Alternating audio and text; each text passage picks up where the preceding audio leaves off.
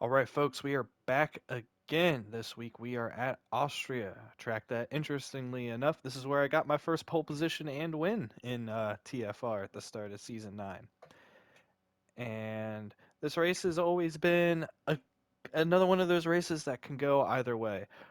There's been races in this league here that have been very boring and spread out. There's also been races where there's a large DRS train. Anything can happen, so being prepared for any style of race will be important here. But at the end of the day, you need to make sure that the car is stable. So obviously spinning's very bad, and we've seen quite a few spins even by championship contenders this season. And also you don't want to rack up penalties because if there's a late safety car, like I always say, a late safety car, your penalties will really screw you. So let's talk about driving this track consistently and smooth. Let's go.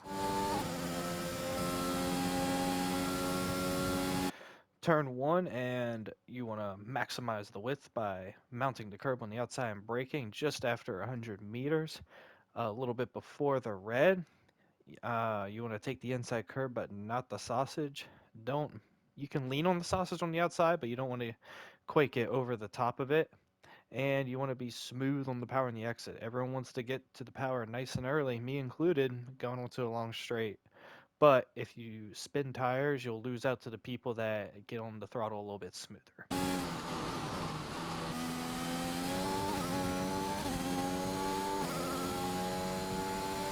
Down all the straights, keep the line as tight as possible. Every little bit helps.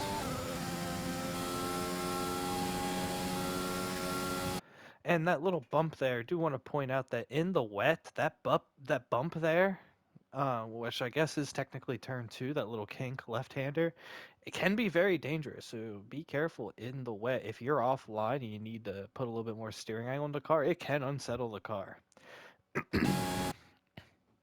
And in here, you brake pretty much directly on the red, but just equally as important as knowing when to brake is when to let off the brake, because you really want to carry the correct speed up here. Um, if you carry too much speed, you're going to go in the outside curb, which is really going to slow you down getting on the power. You don't carry enough speed, you're going to understeer into the curb on the inside, which again is going to unsettle the car and make you slower getting on the power. Getting that amount of speed you're carrying through the corner just right by knowing when to let off the brake and not just when to get on the brake will allow you to take a nice clean line. And also the more speed you carry through the corner, the easier it is to get on the throttle on the exit, which is tricky coming over the crest of a hill.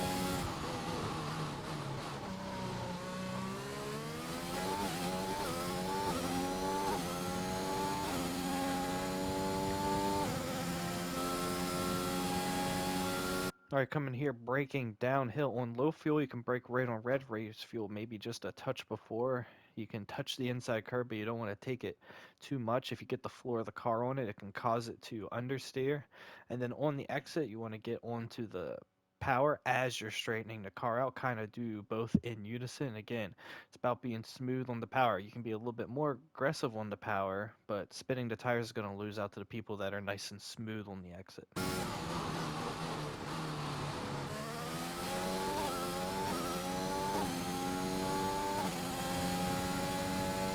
And here another corner where you pretty much brake right on red, and kind of like turn three, it's about knowing how much speed to take through the corner. The faster you're going, the more the aerodynamics of the car push the car to the ground.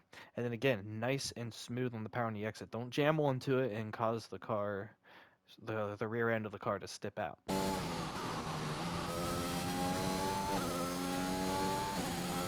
And here, this is a corner that throws a lot of people off. They have a lot of issues sometimes not spinning here.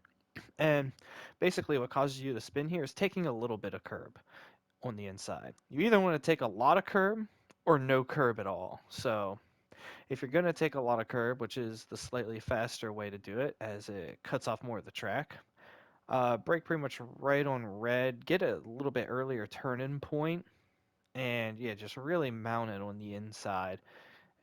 Like I said, it's when you take a little bit of the curb that it really unsettles the car. Be smooth on the exit. You'll see the rear even steps out for me a little bit on the exit.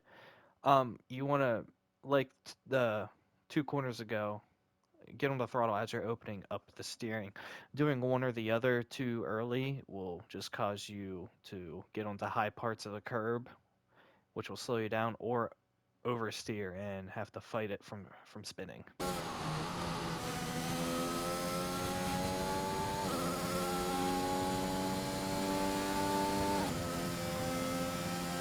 And this corner here, you pretty much do everything before the game recommends it. Like almost a full car length before the red, I'm braking.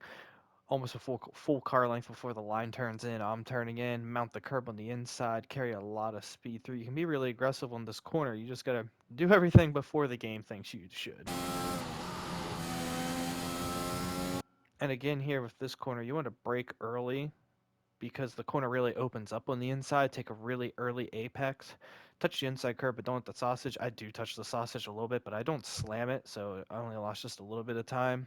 And again, smooth on the throttle on the exit. Smooth is the key here.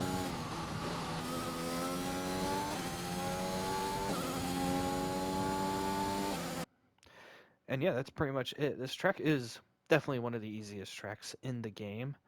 But the main key here is, like I said multiple times, about being smooth on the throttle. Smooth really is fast here. And while the track is very easy, a lot of these corners are very punishing. Like half the corners on this track are either you're prone to get a penalty on them, or you're prone to have the rear end stepping out if you're too aggressive with it. So listening to these tips, knowing where to be aggressive and how not to be aggressive, and knowing what the little dangerous spots on the track and in the corners are, can maybe help you keep that consistency up. Because like I always say, every race counts the same, every point matters, and when it comes down to the end of the season, we all know that there's going to be multiple positions in the championship being fought for on the final day, and maybe even the championship itself. And it's the big mistakes you make that cost you a whole handful of points in the middle and the beginning of the season that ends up really costing you. So, will it be a boring race or exciting race? Really have no idea. We've seen both here at this track, but it'll be interesting to see how everyone approaches this. And yeah, like I said, I'm interested to see if we kind of spread out or if it's a big old DRS train. But I guess we'll see on Friday.